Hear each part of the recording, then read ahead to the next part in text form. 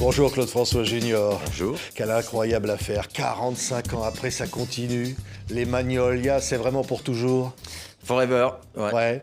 C'est les Magnolia que votre père a fait triompher, quelques semaines avant sa disparition.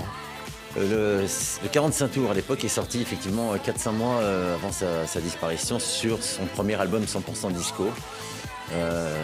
Qui est sorti en 77 et c'était le premier extrait Magnolia. Ouais. Et la première collaboration avec Étienne Roda-Gil.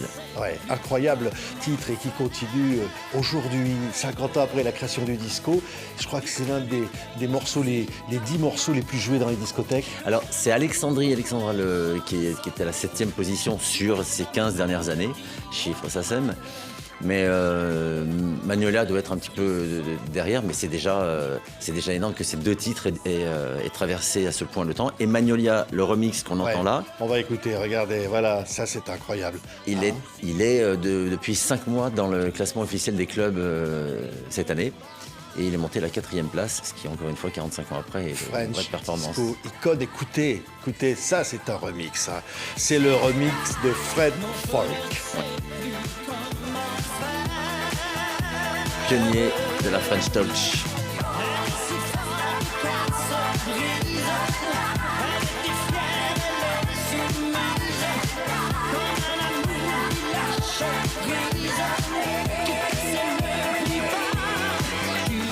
Quand on entend ça, on a la joie, on a envie de danser, on a la boule à facettes là. Hein. Non mais effectivement c'est un répertoire, c'est le répertoire le fédérateur, bonne humeur par excellence. Il n'est pas tout seul mais en tout cas il a cette force ce répertoire. Et c'est les chansons hein. Aujourd'hui il faut rendre grâce à tous les auteurs. Et en premier lieu à Jean-Pierre Bourter qui l'a accompagné toute sa carrière parce que c'est par les chansons en fait que le phénomène se transmet. Ouais. Alors vous disiez Étienne Roda-Gil, c'était le compositeur, enfin l'écrivain de chansons, un télo qui faisait des chansons pour Julien Clerc et qui va se retrouver à faire un tube disco là. Oui, mais je l'ai entendu dans une émission dire qu'effectivement c'était pas du tout sa came, comme on dit, mais que finalement c'était probablement un de ses plus gros succès, un des plus gros succès de sa carrière, et que du coup il fallait quand même rester humble par rapport à ça. Et il était, c'était joli mot de sa part parce que c'est une forme d'intelligence bien évidemment que. Ouais. Et puis votre père voulait à ce moment-là conquérir de nouveaux publics, aller partir vers Londres. Oui. Alors, pour le coup, c'est Jean-Pierre Bourter, qui était aussi son directeur artistique, qui est allé chercher Étienne Roda-Gil. Ça a surpris beaucoup de gens, et notamment les gens de médias à l'époque, parce qu'il y a un vrai virage sur le disco. Oui, on entend là, c'est le remix Claude-François Junior, Forever, Edith. Et là, il y a votre pote, là, c'est quand même dingue. C'est le fils qui remixe le père. Je vais vous dire, la vérité, c'est que j'avais travaillé avec Stan Courtois, qui a fait un autre remix dans la série. Donc là, on est sur les extended, c'est-à-dire que c'est du 100% contenu original. On n'a rien rajouté. Mais on a juste étiré les versions pour faire entendre des petits éléments qui étaient dans les multipistes qu'on n'entend pas dans le mix original. Et il a été d'une patience extraordinaire parce que j'ai dû faire 12 allers-retours avec lui et au bout du 7e aller-retour, il m'a dit « Bon, écoute, je vais te faire ton remix, dis-moi exactement ce que tu veux, tu vas le signer, mais laisse-moi aller au bout du mien. » Et du coup, voilà. Ouais, écoutez, tiens, voilà, ça c'est la version, il y a quand même sa patte, hein, Claude.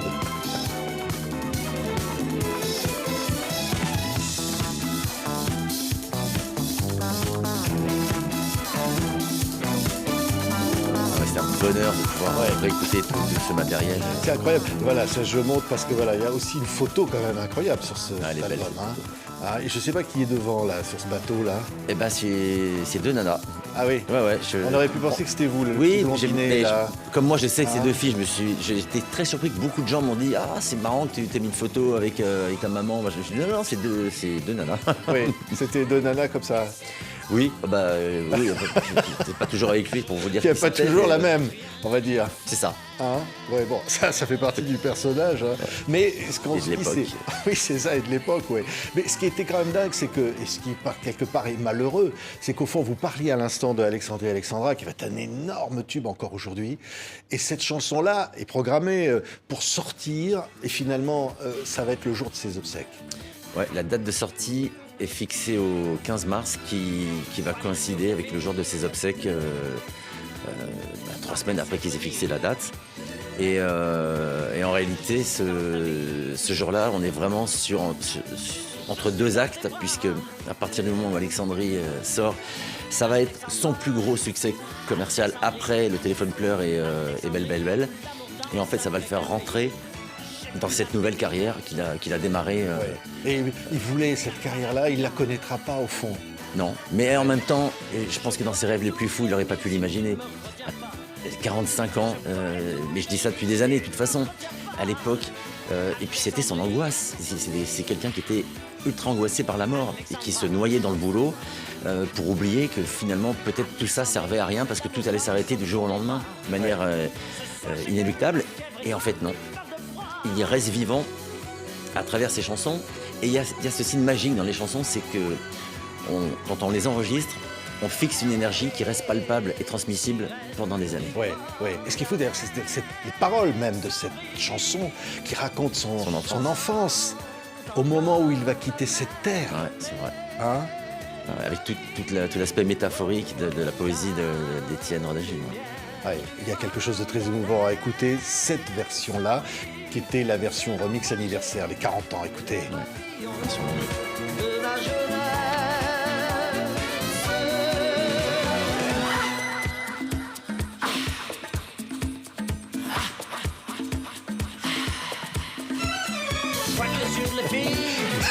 Vous avez grandi avec ça, hein, Claude. Hein. Ouais, alors, non seulement j'ai grandi, mais en plus, en faisant les remixes, on rentre en totale immersion avec le travail des arrangeurs, des musiciens.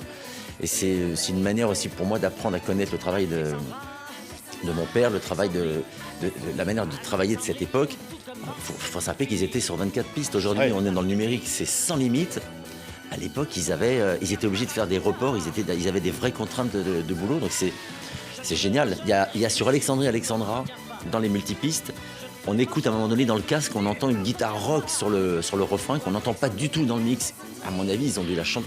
C'est forcément un truc qui résonne sur une piste, qu'ils n'ont pas pu garder finalement parce qu'ils n'avaient pas de place. Mais voilà, qu'on entend. C'est le côté perfectionniste, on ne révèle rien là de votre papa. Hein. Non. Hein? Mais il avait il contrôlait tout. Il avait une bonne équipe.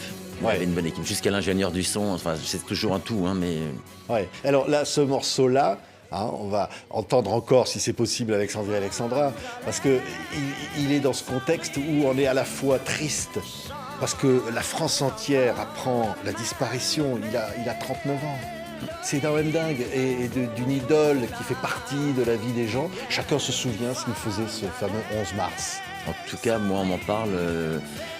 Une fois sur deux, les gens qui m'abordent dans la rue me décrivent exactement l'environnement dans lequel ils étaient, dans le moindre détail, ce jour-là. C'est fascinant. Ouais.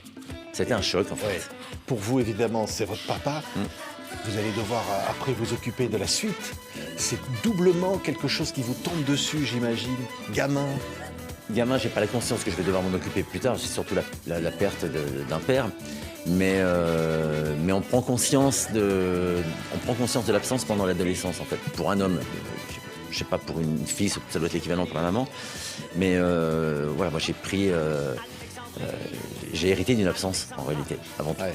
À cet âge-là. Ouais. On entend parfois dire des choses désagréables sur votre père. Vous, c'est votre père. Et il vous a, comment il était avec vous? Comment il a été? Aimant. Ouais. Peu présent, mais aimant à chaque fois qu'il était là. Et c'est ça le plus important quand on est parent, c'est la qualité du temps qu'on donne à ses enfants quand on est avec eux. C'est pas d'être là toujours et d'être là sans être là. Quand on voyait notre père, sauf quand il travaillait, mais même quand il travaillait, c'était des vrais moments affectueux. Ouais. Et comme on voit là des unes avec lui, vous étiez médiatisé. Ouais. Comment vous le ressentiez à l'époque? Et en fait, on se rend compte qu'on est médiatisé en voyant les unes de presse, ce genre de choses, mais c'est surtout dans le regard des autres, dans la cour de récréation, qu'on en prend conscience. Et ça crée à la fois une attirance déplacée et aussi une animosité déplacée. Donc intellectuellement, c'est intéressant à appréhender quand on est enfant sur la nature humaine. Et votre frère, qu'on ne montrait pas, qu'on ne montrait pas pendant une période, et puis qu'il a montré après, hein, parce que ça a duré. Il y a eu 2 temps. La preuve, c'est que là, on voit la couverture avec Match. Et je pense que oui, c'était pareil pour mon frère. Il était plus protégé au début, certainement. Mais après, il a vécu la même chose que moi. Ouais. Et le public qui était là, les fans. Comment vous étiez, vous, les petits gamins comme ça, les blondinés, Cabots. là au milieu? On était cabots avec les fans. On était cabots parce que elle nous passait tout. Donc, elle nous offrait des bonbons, elle nous faisait des gratte-gratte dans le dos. Enfin, tout, voilà. C'est vrai. Ouais. Non, mais voilà. On a grandi avec cet environnement, en tout cas à Paris, parce qu'on a très vite vécu dans le sud de la France. Hein. Mais quand on venait à Paris voir notre père, il y avait effectivement les fans qui étaient toujours là à la sortie, mais même au Moulin. Hein. J'ai fait l'inauguration de la rue du Moulin de Claude François devant le Moulin. Et c'est la première chose que j'ai dit. J'avais devant moi une fan qui était toujours là, à l'époque, quand j'avais 7 ans, déjà au Moulin. Enfin, dans la rue, qui attendait mon père devant la porte. Quoi. Donc, elle vous a vu naître, et vous l'avez vu vieillir. Oui, elle me voit vieillir aussi, mais en tout cas, ça fait... elle est dans mon champ de vision depuis 40 ans. Quoi. Ouais. Non, mais quel mythe autour de votre papa. Parfois, vous vous dites, ça m'échappe, cet homme qui était mon papa, et ça m'échappe. Ce qu'on est encore aujourd'hui en série d'essayer de comprendre qui il était vraiment. Oui, certainement, comme tout personnage mythique et a fortiori disparu, moi je sais qui il était. Avec ses failles, ses qualités, mais c'est avant tout l'histoire d'une revanche sur son adolescence où ils ont été tous expulsés d'Égypte et une période de traumatisation totale quand ils se retrouvent à Monaco, dans la plus grande concentration de milliardaires d'Europe et qu'ils n'ont plus un bal en poche. Ouais. Et là, il faut tout redémarrer à zéro, quoi. Ouais. Avec un père qui baisse les bras parce qu'il ne comprend pas pourquoi la France l'abandonne. Enfin, et du coup, il va développer un moteur, une détermination, adossé à sa passion pour la musique. Et après, voilà, tout son acharnement, il n'est lié qu'à ça, qu'à la peur, la peur de tout voir s'arrêter du jour au lendemain. Ouais. Et tout va s'arrêter du jour au lendemain, on le disait. Je pense à tout ce qui a été dit sur votre papa, même des rumeurs dégueulasses sur les conditions de l'électrocution. Et c'est le lot de toutes les stars. Vous l'avez entendu ça à l'époque, oui, ça vous a blessé? En fait, au début, j'ai essayé de comprendre pourquoi. Mais vous voyez que pendant des années, c'était MPD, comme on dit, et aujourd'hui, c'est un prédateur de jeunes filles. Donc, en fait, on passe d'une rumeur à l'autre, et elles sont contradictoires, mais on reste dans la rumeur. C'est le lot de toutes les stars. Et donc tout ça, c'est faux, tout ça, c'est du... Oui, c'est faux. Oui, alors pour le coup, j'ai deux convictions certaines. C'est qu'il il aimait les femmes de manière absolue. Et pour la deuxième rumeur, en aucun cas les enfants ou les trop jeunes femmes. Oui, c'est-à-dire qu'au fond, c'est une époque où on pouvait dire ce genre de choses. C'était une façon de... Ouais. Alors, je vous fais certainement référence à une interview dans laquelle il en parle. Et en fait, l'interview dure 7 minutes. Et le propos de départ de l'interview, c'est le courrier des lecteurs, dans lequel il dit qu'il prête une attention très particulière à ce que disent ses lecteurs sur la manière dont ils s'habillent, sur le show, et qu'il en fait part à ses collaborateurs, qui lui disent « Enfin, tu vas pas écouter une nana de 12 ans qui est dans la Creuse ?» Et il lui répond « Mais c'est elle qui est importante, parce qu'elle est sincère à cet âge-là. Elle se pose pas de questions, il n'y a pas d'intérêt. » C'est pour ça qu'après, il dit « Je les aime jusqu'à 17-18 ans. Après, elle commence à intellectualiser. » Et il dit, il fait le parallèle. Il dit, je vais faire un parallèle. Il lance l'alerte. Mais en fait, c'est son propos. Son propos, c'est de dire que les filles, ou même les garçons d'ailleurs, parce qu'il y a les deux, commencent à intellectualiser vers 17-18 ans. Et puis, trouvent une certaine forme de sagesse dans la manière de penser, de spontanéité, à 30 ans. Il ne parle de rien d'autre. Il fait juste un parallèle. Donc tout le monde dit, tu te rends compte? Je dis, mais mettez l'interview dans le contexte. Et c'est vrai, on l'a tous vécu. On a tous été à 15-16 ans amoureux d'une fille qui avait 18 ans et qui était déjà en train de jouer les dadas, à intellectualiser tout, à parler politique.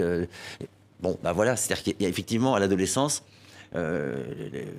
des jeunes filles commencent à intellectualiser. C'était juste ça son propos. Oui. Ben, il aime les femmes. Ça, vous l'avez dit, Claude. Hein. Mais à l'époque, il s'en est jamais caché. Johnny Hallyday, se partageaient les mêmes. Non, ça, vous avez entendu dire ça? Je l'ai entendu dire. Mais non, mais c'était là. On est à la fin d'une décennie qui a été marquée par un vrai mouvement de libération de la femme sexuelle.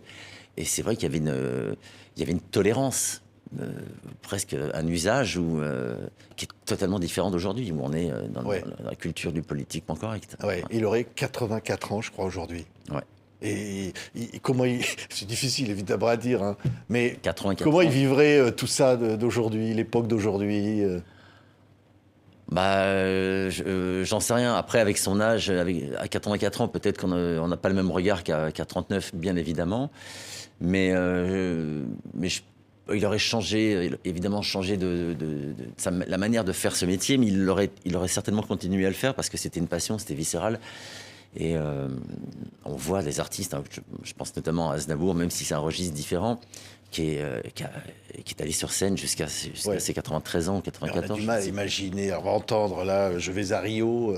Oui, évidemment qu'à 84 ans, la chorégraphie aurait été un peu plus rouillée. Oui. Non, mais on se dit, finalement, c'était pas quelqu'un qui était fait pour être vieux. Non, mais il a été interrogé là-dessus de son vivant, et je me rappelle qu'il n'avait pas compris la question, qu'il avait un peu même contrarié, et il a dit, mais je m'adapterai, je continuerai à faire ce métier parce que je l'aime. Ouais. On écoute quelques instants. Je vais à Rio. Je suis riche de rêves comme le sont les gens pauvres de là-bas. Wow, wow, quand tu souris, je m'envole. Je suis riche de rêves comme les gens pauvres de là-bas. Sont les gens pauvres de Il y a là-bas. toujours quelque chose de lui dans tout ça. Dans toutes les chansons, il y a une part de lui. C'est sa manière de travailler avec les auteurs, c'est qu'il y a des longues conversations avant, il leur dit ce qu'il veut entendre, les émotions qu'il veut faire passer dans la chanson, ce qu'il vit actuellement. Il y a beaucoup de profondeur au fond chez lui. Derrière on disait les paillettes. Il y a une vérité en tout cas. Je ne sais pas si on peut pas forcément toujours parler de profondeur parce que il voulait être accessible, populaire, mais il y a une vérité. Et ça, c'est le plus important. Et c'est certainement ce qui fait que son répertoire touche, et notamment les enfants. Les enfants, ils sont touchés par la rythmique et par l'authenticité des mots, des images. C'est des tranches de vie, en fait, toutes ces chansons. Ouais. Tout le monde se souvient de cette année-là. Tiens, on va écouter cette année-là. Qui n'a pas dansé là-dessus? C'est éternel, au fond. Aussi, c'est un truc de fou, non? Oui, moi, je suis spectateur de ça depuis... je vais vous dire, depuis les années 90, où il y avait un quart d'heure Claude François dans les discothèques. Ouais. Alors, pour ceux qui s'en rappellent, je n'ai jamais vu depuis un quart d'heure consacré à un même artiste en discothèque, mais ça a duré 7 ans en réalité. Et au bout de 2-3 ans, je parlais avec mon frère et je lui disais, mais c'est quand même fou, tu te rends compte, avec 3 ans, tout va s'arrêter après ça. On est au limax, après ça va être la fin. Ça a duré 7 ans. Et ça continue, mais déjà à l'époque, on se disait waouh, on trouvait déjà ça merveilleux à l'époque, mais jamais on n'aurait imaginé que ça durait autant d'années. Ouais, cette année-là. Ma chanson disait marche tout droit. Cette année-là. Alors, oui, ma chanson disait marche tout droit. Et ça aussi, hein, c'est-à-dire que sa vie, c'était foncer. Ouais, la revanche. Ouais, la revanche, mais et puis la loyauté. Enfin, parce que vous me dites marcher tout droit, c'était quelqu'un de droit et de fonceur. Ouais, bien sûr. Ouais. Et puis de très entrepreneur. Pas forcément un bon gestionnaire, mais un vrai entrepreneur. C'était un homme de médias. C'est-à-dire qu'aujourd'hui, on l'oublie, mais imaginez que Pokora ou Stromae soit en plus le patron du magazine de presse numéro 1 sur les jeunes. C'est ça l'équivalent. C'est incroyable. Podium. Oui, il fait c'est un groupe, le groupe Claude François. Ouais. Il y avait des parfums, il y avait une agence de mannequins, il y avait Podium. Et puis il était producteur de ses spectacles, éditeur. Oui, c'est un truc. Au fond, il pensait qu'on peut réaliser ses rêves. C'est ça, le gamin qui est né en Égypte, qui se dit je veux y arriver. Oui, il avait envie de bouffer la vie. Et puis alors, je pense surtout qu'il devient producteur et indépendant à la fin de son premier contrat avec Philips en 67 pour avoir les mains libres artistiquement. Ouais. Quand on pense à Belle, Evelyne Bugui, Quelle incroyable rencontre avec cette parolière qui va écrire les bals populaires pour Michel Sardou, qui a fait une très belle Le carrière. Pénitencier et tant d'autres, Céline pour Hugo Frey. Et ça, c'est l'idée de votre papa, Belle, belle, belle. Ouais. Ce titre-là, c'est lui. Mais c'était rien que notre amour au départ, et il lui dit ça sonne pas, et il refait le texte. Mais c'est très bien décrit dans le film Clo-Clo de Florent Emilio Seri. Elle dit bon bah très bien, puisque vous avez l'air d'avoir une idée assez arrêtée, je vous laisse le crayon, le papier, allez-y. Et en fait, elle trouve ça pas mal finalement. Et alors elle signe. Bon, en fait, il trouve un accord parce qu'il lui est tellement redevable de lui avoir laissé cette chanson qu'il lui laisse. De toute façon, c'était une part d'adaptateur, mais voilà, ils font ensemble ce texte, et c'est surtout le début d'une très belle histoire. Evelyne est restée près de 10 ans dans la carrière de mon père. Ouais. Et alors, elle racontait dans un livre qu'elle l'a vu arriver, il n'avait rien à bouffer. Ah ouais. Il mangeait, il suçait des bonbons. Non, il lui piquait des grappes, des raisins dans son panier de fruits, en se disant ça se verra pas. Ouais. Le type qui crevait la dalle. Ouais. Mais en même temps, est-ce qu'il n'était pas persuadé que ça allait marcher? Alors oui, il a toujours été persuadé, et il y a une scène qu'on n'a pas pu mettre dans le Clo-Clo, je sais plus pourquoi, mais elle est magnifique parce que je m'en suis rendu compte à ce moment-là dans les témoignages. Il y a un moment où il baisse les bras, et moi j'avais pas grandi avec ça. Et on est début 62, donc quelques mois avant qu'il fasse Belle Belle Belle. Et il appelle sa maman qui est restée à Monaco et il lui dit je vais pas y arriver, Paris est trop grand pour moi, parce qu'il était arrivé à sa zone de confort dans le sud de la France. Et ça marchait très bien, mais il voulait tenter sa chance à Paris. Et il y a un moment un coup de mou, et il a appelé sa mère, et c'est sa maman qui lui a dit pas question que tu reviennes à Monaco. Moi je t'ai vu sur scène, je sais ce que tu vaux, mon fils, tu vas continuer à te battre et tu vas y arriver. Ouais. Elle l'a reboosté, et quelques mois après, c'est Belle Belle Belle. Ouais. C'est incroyable. On se souvient du Scopitone réalisé par Claude Lelouch, dans la neige, où il chante ça. Et puis, il y a cette histoire incroyable du rêve que pouvait représenter Frank Sinatra pour lui. The Voice. Et qui un jour, avec Jacques Revaux, il va chanter comme d'habitude. Ça, c'est une histoire unique. C'est une de ses idoles qui va reprendre sa chanson. Ce qu'on peut aussi rappeler, parce que l'anecdote est quand même fascinante dans l'histoire d'un homme, c'est que dans son parcours professionnel dans le sud de la France, il y a un moment où il est monsieur loyal au Sporting Club. Et quand on est monsieur loyal, on fait les annonces, et donc c'était le seul qui avait le droit de rester aux répétitions des plus grands artistes qui passaient au Sporting Club de l'époque. Donc tous ces artistes, dont Frank Sinatra, qui ont chanté sa chanson, étaient au Sporting, et donc il les a tous vus chanter en 59, j'imagine, et 10 ans après, ils ont interprété sa chanson. Donc je ne sais pas si vous vous rendez compte par rapport à son destin, ce que ça peut représenter, mais voilà, c'est juste son rêve dépasse sa réalité, ou la réalité dépasse ses rêves. Il coécrit la musique. Oui, avec Jacques Revaux. Et Gilles Thibault. Et cette chanson, il a plus joué dans le monde, encore aujourd'hui, My Way. En tout cas, une des trois, avec Imagine, Let It Be. C'est un nombre d'interprètes extraordinaire. Alors ça, pour le coup, il ne le voit pas venir, parce que la chanson fait un petit succès au départ. Il hésite d'ailleurs à la chanter.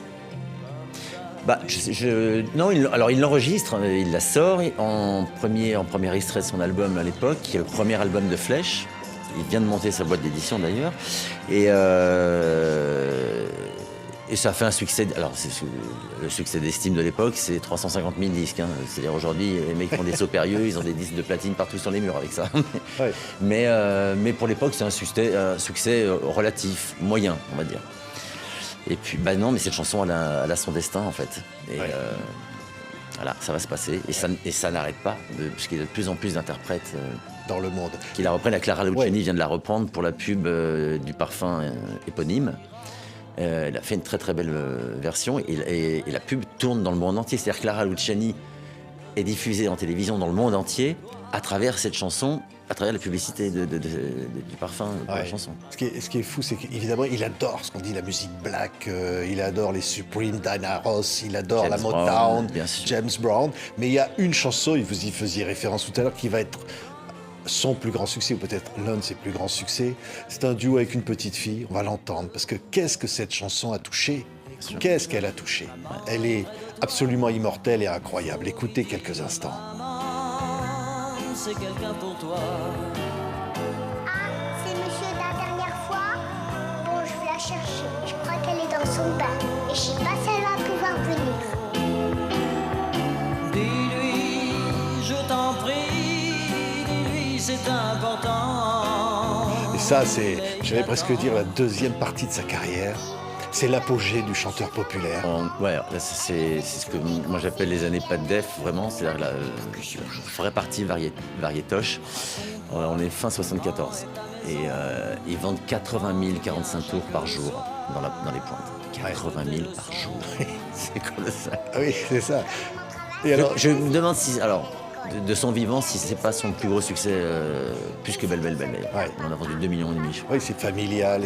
Alors sur scène, il fait venir des petites filles pour faire le Localement, duo. je crois qu'il y a un concours et à chaque fois, c'est une petite fille du coin qui vient chanter avec lui. Ouais. Ah ouais, vous auriez pu le... Non, vous auriez pu le chanter avec lui, non? Et donc, il fallait une petite fille. Puis j'avais déjà pas ce talent à l'époque. Et donc, Ah oui, c'était la fin chanteur. Écoutez ça. Quand elle vient, quand je lui crie, je t'aime, les mots se meurent dans l'écouteur, oui, le téléphone. C'est incroyable. On va entendre une autre chanson mythique, évidemment, qui symbolise même dans son titre ce qu'était Claude François, ces chansons populaires. Et c'est les Claudettes, et c'est l'invention de la grande variété des émissions de Guy Lux. Ça représente quoi, finalement, Claude François, encore pour tout ça? Une France heureuse? oui, c'est la France de Giscard, c'est la fin des 30 Glorieuses, c'est des paillettes à la télévision. C'est une époque où l'offre du loisir n'a rien à voir avec celle d'aujourd'hui. Il n'y a pas Internet, il n'y a pas les jeux vidéo. Et donc, quand à la télévision, Claude François, c'est pas le seul, mais sauf que lui, quand il arrive, c'est avec 4 Claudettes. Il y a des paillettes de partout, décorées impeccables. C'est le prince charmant de la musique qui rentre dans le salon des Français avec la télécouleur depuis peu. Et c'est un enchantement. Ouais. C'est du divertissement, l'état pur. Ouais. Et pour lui, c'est aussi terrible parce qu'il faut être numéro 1. Il doit être impeccable, il doit chercher le tube qui va être numéro 1, il doit battre Johnny ou Sardou. Dans une cadence de sortie de disque qui n'a rien à voir avec aujourd'hui. Il sortait quasiment un album tous les ans. Ouais. Donc il fallait trouver des chansons. C'est pour ça qu'il y a beaucoup de chansons d'adaptation. Parce qu'à un moment donné, quand ses équipes, où lui n'était pas capable de produire des bonnes chansons, il allait les prendre ailleurs parce qu'il fallait surtout proposer des bonnes chansons au public, avant tout. Ouais. Il faut être numéro 1, il veut être celui. Il n'y a pas numéro 2, 1. Ah ouais, oui, il faut viser la lune. Ouais. Et en même temps, il faut diriger Podium, il faut diriger l'agence de mannequins, il faut diriger... Il faut aller chez le coiffeur parce qu'une star ne peut pas te décoiffer. Non, mais bien sûr, en fait, on ne se rend pas compte. Il a 3 emplois du temps en un. Il est star, patron de presse, et il a une vie de famille de temps en temps. Ouais. Mais on lui reprochait ses notes de service, il est intraitable avec ses musiciens quand ils font des conneries.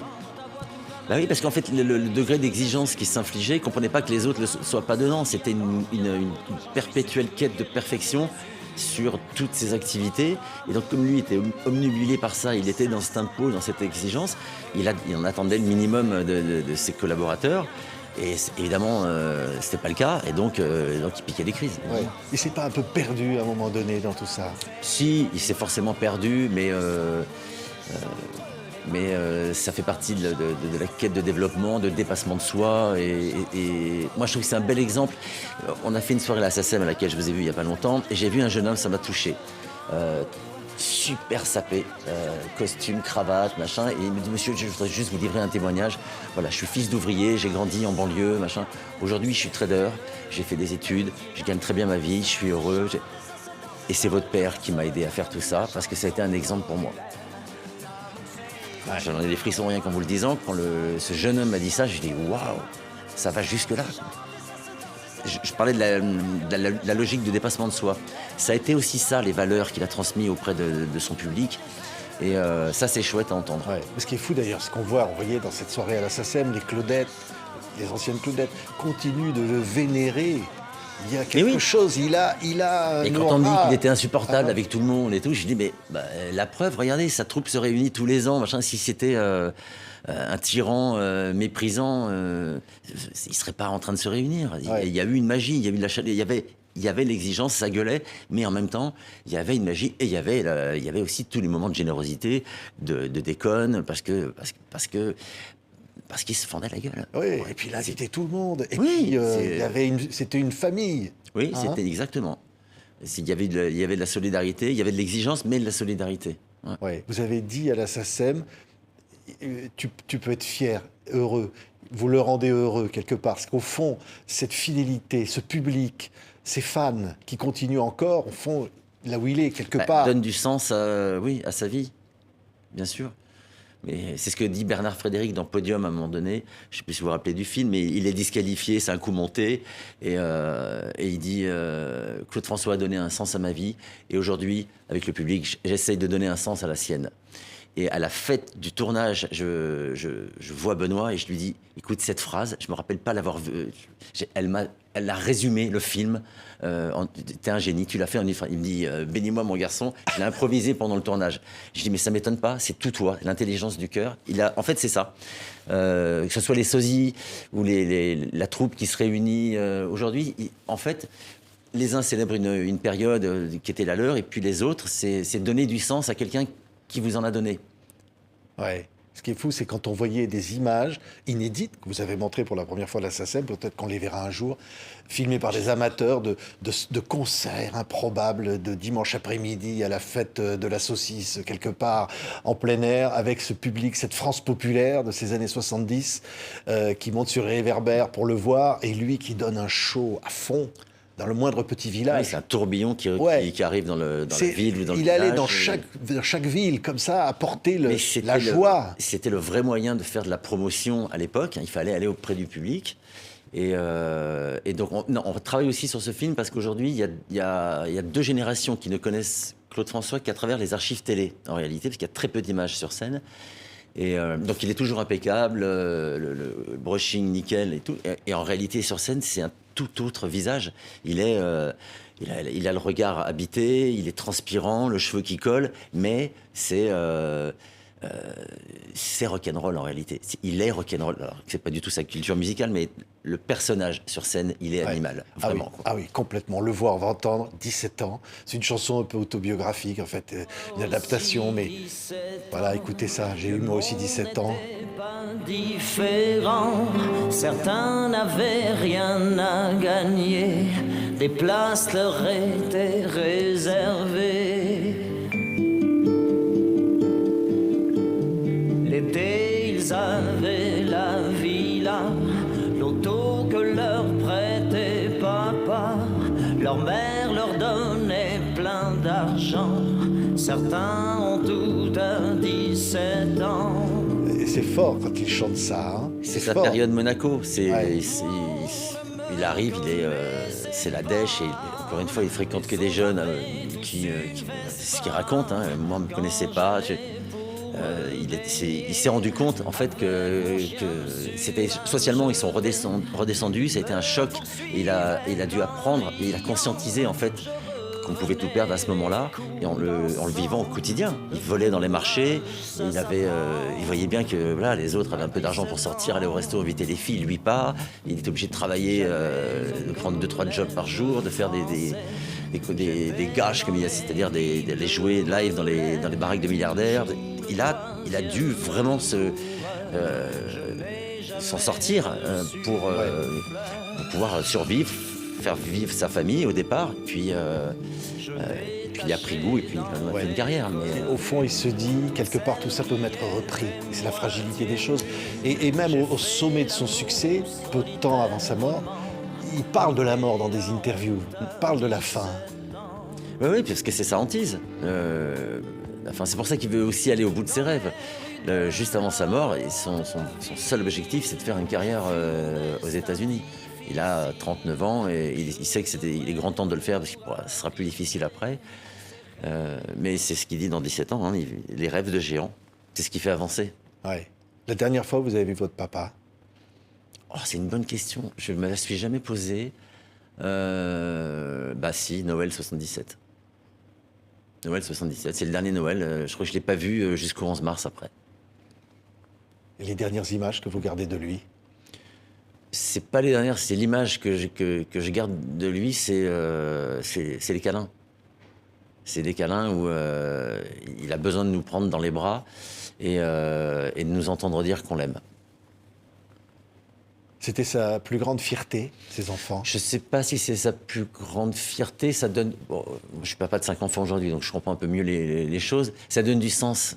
Ça donne un autre sens à la vie d'être papa. Ça donne du sens à tout ce qu'on fait quand parfois on se demande après quoi on court. Et il y a une interview avec Daniel Gilbert dans laquelle il en parle. Et il dit qu'il a peur de la mort, mais en même temps il est rassuré de savoir que il a fait des enfants et qu'ils seront là pour lui permettre d'exister à travers eux. Alors j'étais déjà dans une démarche de gardien du temple avant d'avoir vu cette interview, mais quand je l'ai vue, ça m'a réconforté parce que moi-même, à un moment donné, je me suis dit, mais est-ce qu'en fait, il s'en fout pas? Parce que moi, je le faisais pour lui, en vrai. Et puis à un moment, pendant quelques années, je me suis dit, est-ce que s'il m'entend, s'il me voit, est-ce qu'il est content de ce que je fais? Est-ce que ça a du sens pour lui? Ou pas? Est-ce que je suis pas en train de passer moi à côté de ma vie? Et en fait, en voyant cette interview, ça m'a rassuré. Ouais. En même temps, il impressionne. Même si on est son fils, on se dit waouh. Oui. C'est... Oui. En fait, quand il était pas content, il envoyait une espèce de vibration autour de lui et un regard noir qui nous braquait tout de suite avec mon frère. Et je me rappelle quelques fois quand il sortait de scène, on faisait 2 pas en arrière parce que il était électrique. En fait, il volait, il était chargé de. Mais encore une fois, à côté de ça, il y a des vrais moments de complicité, d'affection et des moments d'intimité où il est normal, où il est papa. Oui, de fragilité aussi. Parce qu'au fond, on a l'impression de quelqu'un à qui tout réussit, de fort. Mais il y a une grande fragilité chez lui. Je la sens. Enfant, moi, je la sens pas, la sensibilité, la fragilité. Mais il y a une fragilité, c'est sûr. Oui. C'est normal. C'est normal. En même temps, il faut comprendre que tout son équilibre affectif repose sur ses fans. À un moment donné, il a fait un transfert. Je pense qu'il a beaucoup souffert de ses premiers échecs en amour. Et il a transposé son équilibre affectif avec le public, dont il était sûr de gagner la fidélité par sa force de travail. Mais en même temps, si demain tout devait s'arrêter, il serait à nouveau le mal-aimé. Ouais. Et ça devait l'angoisser aussi quelque part. Oui, 45 ans après sa mort, cet amour qu'il a suscité, il est toujours là. Oui. Il l'a poussé jusqu'au bout de ce qui était possible. Et son public lui a tellement bien rendu. Ouais. Merci. Claude François Junior, on va se quitter avec Magnolia Forever, évidemment, le remix qui cartonne, ce French disco icône, 45 ans après. Hein? Il est... It's forever. Yeah, non, mais on a l'impression qu'il est plus présent que jamais. Oui, après, on vit dans une époque où tout va tellement vite que c'est aussi des repères, ça nous rassure.